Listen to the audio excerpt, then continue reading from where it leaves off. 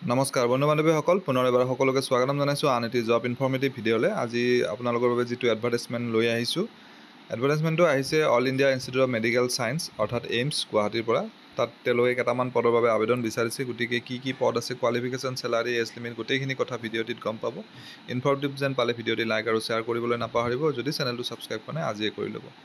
আৰু এইখন অফিচিয়েল এডভাৰটাইজমেণ্টখন আপোনালোকে স্ক্ৰীনত দেখিছে। অনলাইন যোগে আবেদন কৰিব লাগিব আৰু অহা 5 মে'ত লাষ্ট ডেট হয় অনলাইন যোগে আবেদন কৰা, আৰু তাৰ লগতে অফলাইন যোগে হাৰ্ড কপি পঠিয়াব লাগিব। সেইটোৰ লাষ্ট ডেট হ'ল অহা 20 মে'।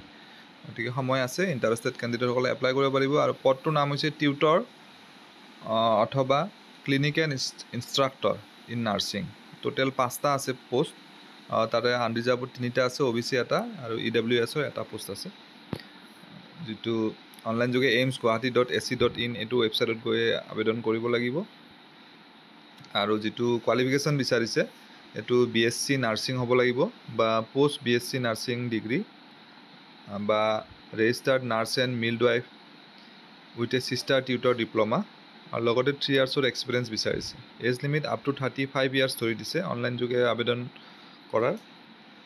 আৰু হাৰ্ড কপিটো পঠিওৱাৰ যিটো এড্ৰেছ দিছে এইটো the assistant administrative officer AIIMS Changsari Guwahati. ইয়াতে ইণ্টাৰেষ্টেড তথা এলিজিবল কেণ্ডিডেটসকলে এডভাৰটাইজমেণ্টখন ডাউনলোড কৰি চাব পাৰিব। আৰু দৰমহা স্কেলটো লেভেল 10ৰ পষ্ট হয় এইটো, য'ত বেচিক পে 56,100ৰ পৰা ষ্টাৰ্ট হ'ব আপ টু 1,77,500।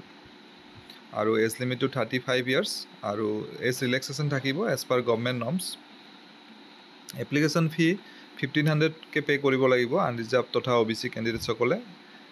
SC ST আৰু ওমেন কেণ্ডিডেটছে কোনো ফি পে' কৰিব নালাগে।